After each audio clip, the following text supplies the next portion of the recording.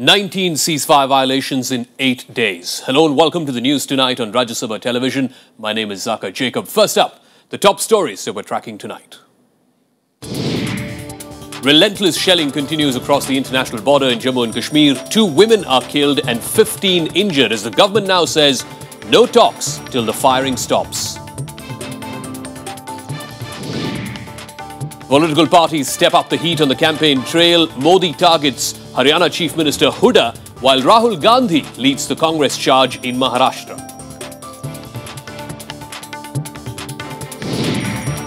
Raj Thackeray hints at a possible reunion with cousin Uddhav Thackeray, says his party, the MNS, could ally with the Shiv Sena for the sake of Maharashtra.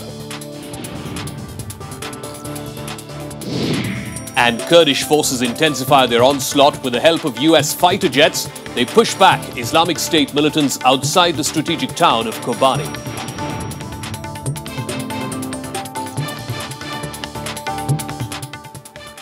And our top story tonight. Pakistan continued ceasefire violations all along the line of control as well as the international border for the 8th day straight. 50 border outposts and 35 hamlets were targeted throughout the night, firing continuing in some areas even during the day today. The central government has now adopted a tough new approach to deal with the unrelenting provocations from the other side. No talks till the firing stops. The problem, though, is the firing just doesn't seem to be stopping anytime soon. मेरे से बात नहीं हो रही, डर लग रहा है मेरे को, बच्चे चले गए ना उधर से, मेरे को नहीं बात हो रही। पूरी रात लोग सोए नहीं हैं। Pakistan continued shelling along the international border in Jammu and Kashmir, killing 2 women and injuring 15 others, including 3 BSF jawans.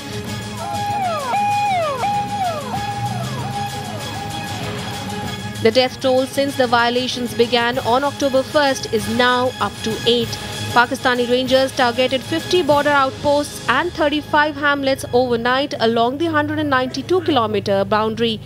जब से बॉर्डर का फायरिंग शुरू हुआ है तो उसमें सिक्योरिटी के जो अरेंजमेंट्स हैं वो चाहे एलओसी है चाहे आईबी है उस पे उनको बढ़ाया गया है। जितने भी हमारे इन्फिल्ट्रेशन के रूट्स हैं उनको कवर किया गया। Firing stopped late Tuesday night along the line of control in Mehta and Poonch sectors after Indian forces gave a befitting reply. A BSF spokesperson said almost all its posts in Samba, Hiranagar belt of Kathua district were targeted by the park rangers. Firing in some areas of Arnia was still going on Wednesday morning. 143, 143. The response from this side is quite unlike as it has been in the earlier such occasion. It's a very befitting reply given to the other side, and that's being felt by the other side as well as being realized over here, and I think this is something each citizen of India needs to be proud of. We are giving answer. In fact, we have been retaliating very heavily. निशाना तो सबसे पहले BSF के post को, BSF के ठिकानों को बनाया जा रहा है, लेकिन जब उन्हें ऐसा लग रहा है कि हमारा कोई ज्यादा नुकसान BSF के पोस्ट का नहीं कर पा रहे हैं तो शायद वो रिहायशी इलाके पर भी कर रहे हैं। तो ये फ्लैग कोई भी ट्रेन फोर्स कोई भी ऐसा काम नहीं करती है। The state's chief minister has directed the administration to take all requisite measures for ensuring safety of the people in areas hit by shelling from across the border. The escalation of violence has triggered an exodus, with 16,000 people moving to safer areas from border villages. जितने भी border villages हैं उनसे हट के जो जगह हैं उसमें जो गवर्नमेंट बिल्डिंग्स हैं या कुछ प्राइवेट बैंक्वेट हॉल वगैरह हैं उनमें अरेंजमेंट्स किए गए लोगों के रहने के। तो इस वक्त जैसे जम्मू डिस्ट्रिक्ट में करीब 10 कैंप्स चल रहे हैं कि जो लोग भी वहाँ पे ठहर रहे हैं रात में टाइम वो खुले में ना सोएं, छत पर ना सोएं, कोर्टयार्ड में ना सोएं और घर में भी जहाँ तक हो सके ग्राउंड फ्लोर पर ही सोएं। Terming the ceasefire violations and firing from across the LOC as quite serious, IAF Chief Arup Raha said India wants a quick resolution to the problem. Bureau Report, Rajya Sabha TV. So it's bullet for bullet, measure for measure. Will this tough new approach, though, work? Will the firing stop from the other side? Joining us on the news tonight is Major General Ashok Mehta, national security expert. Thanks very much for joining us here on the program. Why should we believe that this tough new approach by the central government, no talks till the firing stops, why should we believe that that would give any incentive to the Pakistani side to come to the negotiating table or to stop the firing in the first place?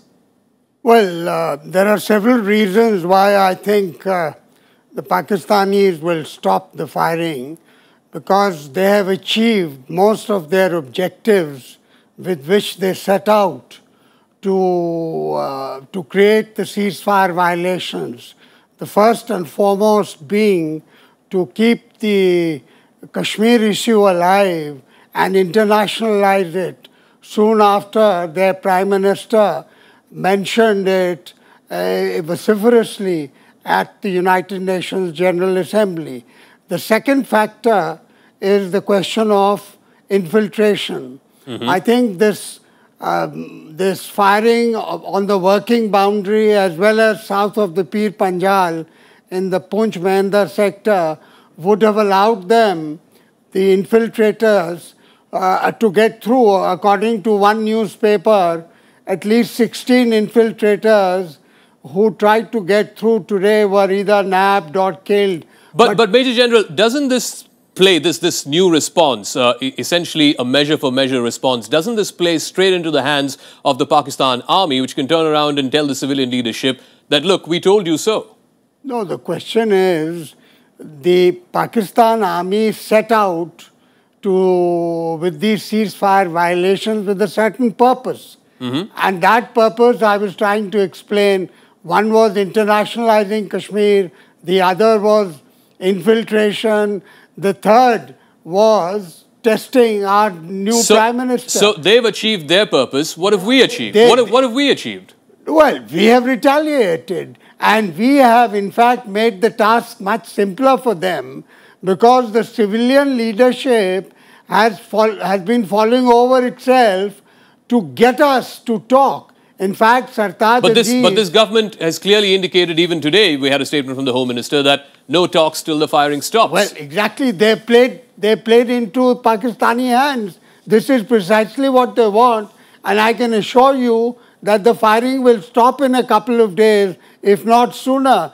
And in any case, a dialogue between India and Pakistan would have started or would have been on the cards once the SAARC summit takes place in Kathmandu next month. And you believe that all of these events over the last week will have no impact on those talks? Remember, the Prime Minister of India did not meet with the Prime Minister of Pakistan on the sidelines of the UN General Assembly, as is the norm. The Foreign Secretary level talks were cancelled, but you still believe that on the sidelines of the SAARC summit next month, there will be some form of communication? Absolutely, and especially after the Home Ministry has said no talks till firing stops, which means if firing stops, talks will take place. Simple as that. And, therefore, Pakistan will first stop and see the reaction. And if nothing happens, once they meet for 3 days in Kathmandu, what else will India and Pakistan, Nawaz Sharif and Modi be talking about? All right. We'll wait and see if the firing stops at all, because clearly the government seems to have taken a tough new approach to this whole problem, and that is that until the firing stops, there's going to be no communication between both sides. Major General Ashok Mehta, thanks very much for joining us. Pleasure talking to you and putting those issues into perspective for our viewers on the news tonight. We will keep a track of that story through the course of the next few days. But right now, on the program, we're shifting focus to all the heat and dust from the campaign trail.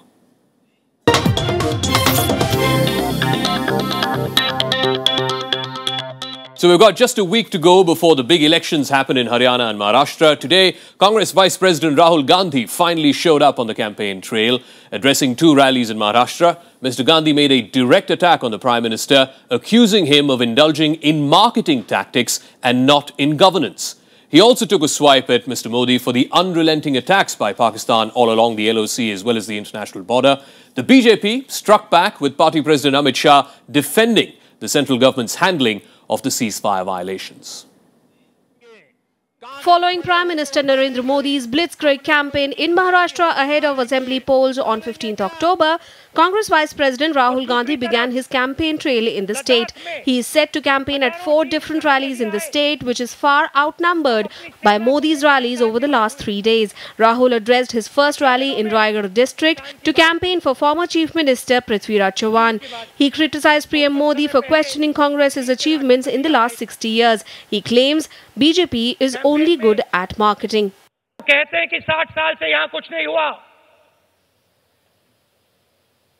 तो वो बाबा साहब अंबेडकर जी पे सवाल उठाते हैं, महात्मा गांधी जी पे सवाल उठाते हैं,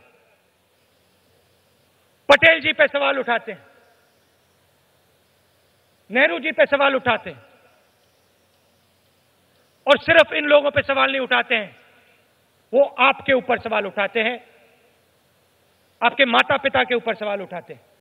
He also took a dig at Narendra Modi over the ceasefire violations by Pakistan. Rahul accused the Prime Minister of not having a clear foreign policy to deal with either Pakistan or China. प्रधानमंत्री जी ने पाकिस्तान की बात की, चीन की बात की, और कुछ समय पहले चीन के राष्ट्रपति यहां आए थे, और हिंदुस्तान की हिस्ट्री में पहली बार ऐसा हुआ है कि एक तरफ हमारे प्रधानमंत्री चीन के राष्ट्रपति के साथ झूला झूल रहे हैं, और दूसरी तरफ लद्दाख में हजारों चीन के सिपाही हमारे देश के अंदर घुसे पड़े हैं। However, BJP chief Amit Shah dismissed opposition criticism that his party is incapable of dealing with the ceasefire violations. He reiterated what he had been saying in his rallies in Haryana till Tuesday. Bharatiya Janata party की सरकार आने से पहले सोनिया जी आपकी सरकार थी, तब भी पाकिस्तान की सरहद पर से गोलीबारी होती थी और आज भी होती है। आप कहते हैं क्या फर्क पड़ गया? पहले भी गोलीबारी होती थी, आज भी हो रही है। सोनिया जी, आपको दिखाई नहीं पड़ेगा, आपकी आंख पर विदेशी चश्मा है, आपको दिखाई नहीं पड़ेगा। BJP has been facing severe criticism from opposition parties over the Prime Minister's extensive campaigns in the poll-bound states. By raising the issue of foreign policies, Rahul Gandhi has cleared the Congress's strategy to tackle the BJP's attempt to exploit Modi's image in the assembly polls too. Bureau Report, Rajya TV. So the Prime Minister is facing verbal attacks both from foe and friend. In this case, former friends, the Shiv Sena. The party's mouthpiece, Samna, in an editorial today advising the Prime Minister not to indulge in state-level politics at a time when Pakistan is killing Indian civilians in Jammu and Kashmir. Now, this, remember, is the second time in as many days that the Sena has directly attacked the Prime Minister. Bitterness between the two former allies in Maharashtra continues in the run-up to the assembly polls. A day after questioning Prime Minister Narendra Modi's extensive campaign schedule in the state, Shiv Sena asked him to focus more on ceasefire violations by Pakistan than indulge in Maharashtra politics. In its party mouthpiece Samna, Sena also took a dig at the Prime Minister. Party chief Raj Thackeray also accused BJP of using Sena to grab power at the centre and then deciding to dump it ahead of the state polls. In an interview to a Mumbai-based daily Midday, he said BJP was rigid during the seat-sharing talks, which ultimately led to the breakup in the alliance. However, the BJP has dismissed the questions raised by Shiv Sena.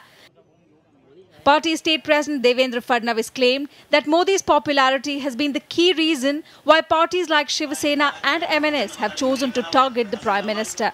अब जब चुनाव के 4-5 दिन बचे हैं, तो सभी party के नेता इश्यूज के ऊपर बात करना चालू करे, विषयों के ऊपर, मुद्दों के ऊपर बात करना चालू करे, और ये जो बरगलाने वाली बातें उसको समाप्त करें। मोदी जी को सुनने के लिए जनता लालायित है, लाखों लोगों की भीड़ उमड़ रही है, पॉलिटिकल पंडितों के सारे गणित बिगड़ रहे हैं, और मोदी जी के लिए भीड़ जुटती है और अन्य नेताओं के लिए भीड़ जुटती नहीं है। इसका गुस्सा वो अगर मोदी जी पर निकाले तो उससे कोई फर्क नहीं पड़ता, जनता मोदी जी के साथ है। The Prime Minister is scheduled to address at least 24 rallies across Maharashtra. The number of rallies is no less than what is scheduled for the top leaders of other parties. After a successful Lok Sabha campaign, the BJP is now trying to use Modi's image to win the state elections too. But it remains to be seen if the same trick works for BJP, which is looking to win Maharashtra on its own. Bureau Report, Rajya TV. You remember that old saying, enemy's enemy is a friend? Now, faced with the threat of the BJP, both the Thackeray cousins are now dropping hints of burying the hatchet if need be. MNS chief Raj Thackeray has hinted he's ready to join hands with his estranged cousin Uddhav and his party, the Shiv Sena, if the need arises in a post-poll scenario. In an interview to a television channel, Raj said that the two parties will not stick to their egos in the larger interests of the state of Maharashtra. He said that he will not hesitate to ally with Shiv Sena for the benefit as well as for the future of Maharashtra. Now, over the last few days on the campaign trail, there have been ample hints of the possibility of both Uddhav and Raj coming together. Both have targeted the Prime Minister, saying he has a plan to separate Mumbai from the rest of Maharashtra. The Shiv Sena even compared the Prime Minister to the former Mughal warrior Afzal Khan. Last month, the Shiv Sena and the BJP ended what was one of the oldest alliances in the country. Apparently, they couldn't agree on the number of seats that each party would contest. So while the Prime Minister was the focus of all attacks in Maharashtra, the man himself was not there. He was campaigning instead in Haryana. He addressed multiple rallies in the state today. Prime Minister Modi promising to transform the state from scam Haryana to skill Haryana, as he put it. But the incumbent Chief Minister Bhupinder Hooda advised his voters to choose the next government wisely. Addressing a rally in Hisar, he targeted the central government over the issue of price rise. BJP and Congress locked horns in multiple election rallies in Haryana on Wednesday. After his extensive campaign in Maharashtra, Prime Minister Narendra Modi returned to Haryana to address 4 rallies. Speaking in front of large gatherings, Modi urged the people of the state to elect a BJP government with clear majority, saying he wants to strengthen the state's ties with Delhi to transform its fortunes. He promised to transform the state into a skill hub if BJP comes to power. ये हमारे विरोधी कोई भी हो, वे scam Haryana में भागीदार लोग हैं। मैं स्किल हरियाणा बनाना चाहता हूं। निर्णय आप कीजिए कि हमें स्कैम हरियाणा चाहिए कि स्किल हरियाणा चाहिए। Taking a dig at both Hooda and Chautala, Modi raised the issue of dynastic politics in the state. He accused the previous governments of failing to develop the state in the last 25 years of rule. Haryana में 5 परिवार है, सारा कब्जा करके बैठ गए, 25 साल से बैठ गए, और उसके कारण हरियाणा के सामान्य मानवी का जीवन असंभव हो गया है। जो लोग प्रधानमंत्रियों के घर में पैदा हुए, मंत्रियों के घर में पैदा हुए, मुख्यमंत्रियों के घरों में पैदा हुए, वो बड़े-बड़े लोगों को जवाब देते हैं। मैं आपके बीच में पैदा हुआ, इसलिए मैं आपको जवाब दूंगा। Meanwhile, the father-son duo of Bhupendra Singh and Dipendra Singh Hooda once again held multiple rallies. Targeting BJP in most part of their speeches, the two leaders urged voters to choose the next government wisely. और भी बहुत सारी पार्टियां हैं, आपसे कहने हैं, फैसला आपने सोच समझ के करना है, तोल के करना है। उस समय लोगों ने भारतीय जनता पार्टी की नीति और कार्यक्रमों पर वोट नहीं दिए। इस चुनाव में बहुमत के साथ कांग्रेस पार्टी को समर्थन मिल रहा है। जैसे आप देख रहे हैं, जिस भावना से कांग्रेस पार्टी ने अच्छाई की, भलाई की, चौधरी भूपेंद्र सिंह हुड्डा जी ने नियत से काम किया है, उस नियत पे मोहर लगाने का काम हरियाणा के लोग करेंगे। The two leaders also criticized BJP over price rise issue and recent ceasefire violations. Congress is trying its best to blunt out BJP's attempt to use Modi's image. Congress leaders have been questioning BJP's lack of policies for the farmers, labourers and people belonging to economically weaker sections. The party is seeking a third term in Haryana, a feat not achieved by any party so far. Bureau Report, Rajya TV. All right, that's not all. For more dust and dirt from the campaign trail, here's a quick wrap in Polpuri. The Election Commission has extended by 48 hours the deadline given to Union Minister Nitin Gadkari to reply to a notice on an alleged violation of the Model Code of Conduct. Gadkari now has time till the 10th of October to explain allegations of offering bribe to voters at a rally in Maharashtra. The Commission had first asked him to reply by 5 p.m. Wednesday. Union Law Minister Ravi Shankar Prasad on Wednesday clarified that the BJP still supports the creation of smaller states for faster development. His remarks coming just a day after Prime Minister Narendra Modi ruled out the division of Maharashtra to make Mumbai a separate state. The Election Commission is analysing the Haryana government's report on the land deal between Robert Vadra and real estate firm DLF. The Commission called for the report after the BJP alleged that the deal was cleared at the very last minute after the Code of Conduct came into force on the 12th of September. The Mumbai police have filed a case against BJP MLA Ram Kadam and two others in Ghatkopar for violating the Model Code of Conduct. Kadam was booked for allegedly using a religious place for political purposes. One BJP party worker and a temple representative who provided the no objection certificate were also named in the FIR. And in case you want more election-related buzz and stories from the campaign trail, you can watch our special election bulletin. It's Verdict 2014 every day at 10 a.m. and 6 p.m.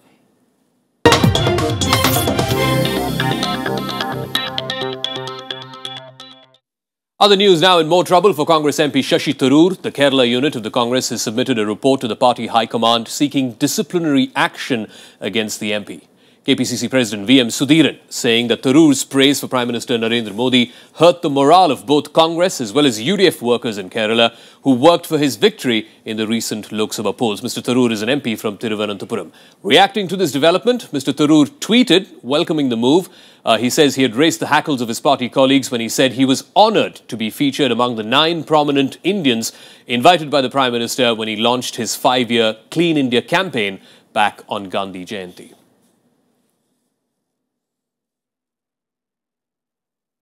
And here's all the other news and updates from right across the country, our special segment, Nationwide.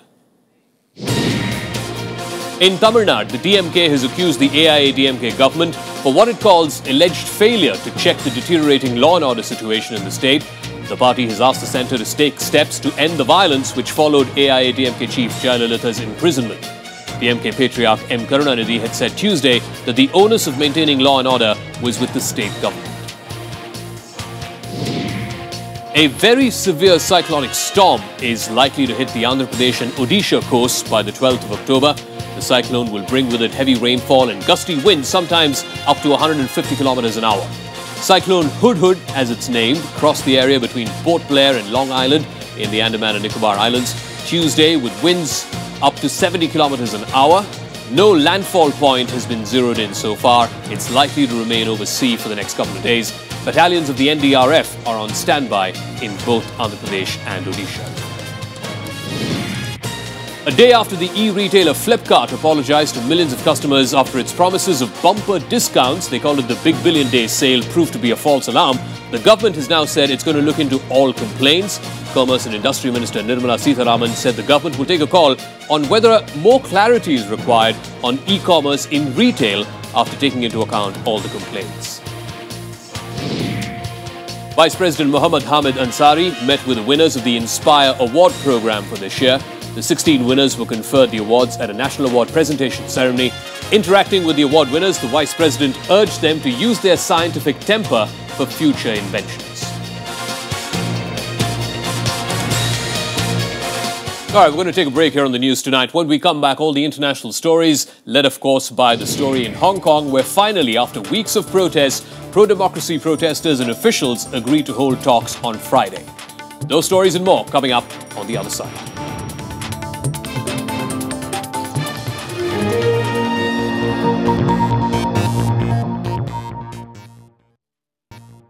Welcome back to the news tonight. Time now to shift focus to all the international stories making the news tonight.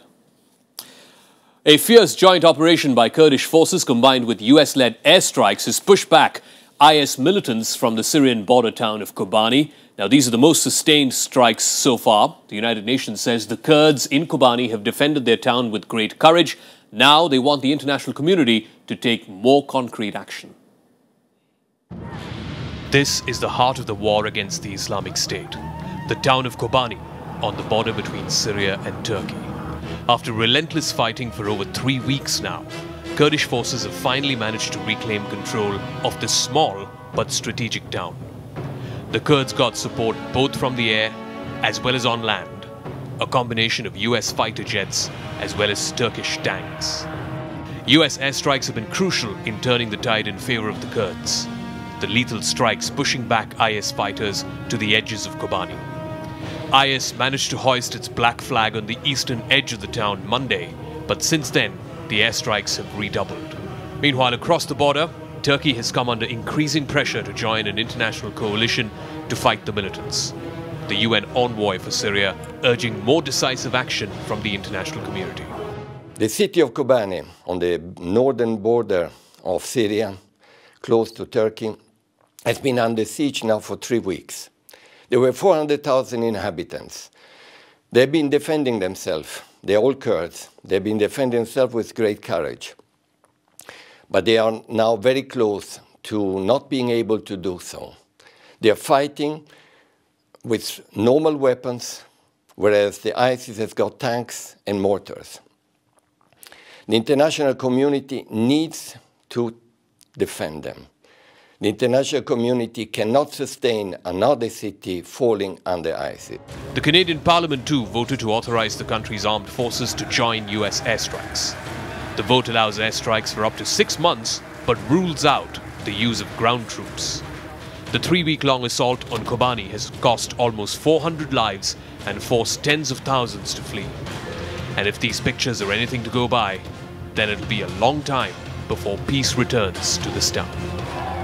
Bureau Report, Rajya TV. Well, our prayers with the residents of Kobani. All the other international stories that have been making the news tonight in our special segment, Global Buzz. After days of unrest, pro-democracy protesters and government officials in Hong Kong have agreed to talks this Friday. The discussions will focus on the legal implications of political reforms that have been put up by China. Protest leaders have expressed anger over the limited scope of these talks. They want a fully free vote, but China says it's going to vet all candidates for Hong Kong's top post come the elections in 2017. Kenyan President Uhuru Kenyatta appeared before the International Criminal Court today to face charges of crimes against humanity.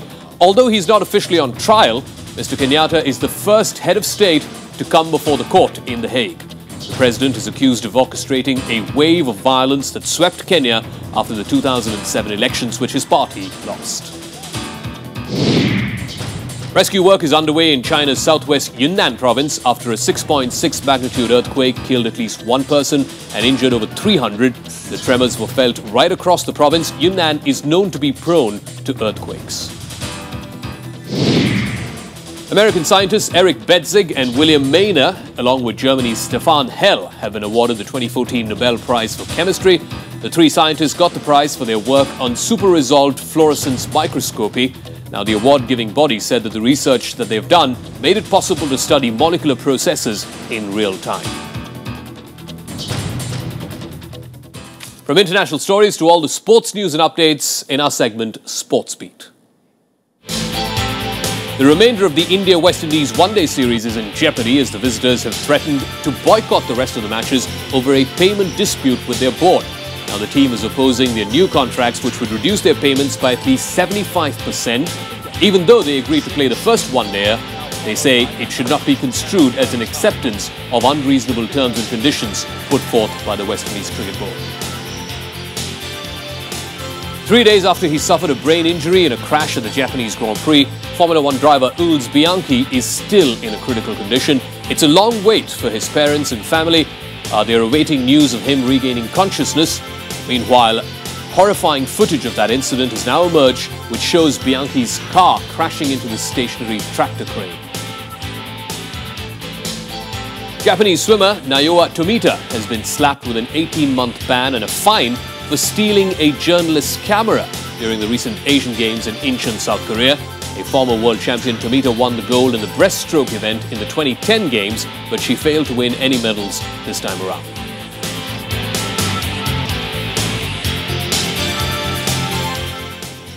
And as we wrap up the news tonight, the Indian Air Force celebrated its 82nd Formation Day today, a spectacular air show marking the occasion at the Hindon Air Base in Ghaziabad. Aircraft flying different formations and displaying flares for some of the highlights. We leave you with these glimpses. We'll catch you again tomorrow same time for another edition of News Tonight. Good night.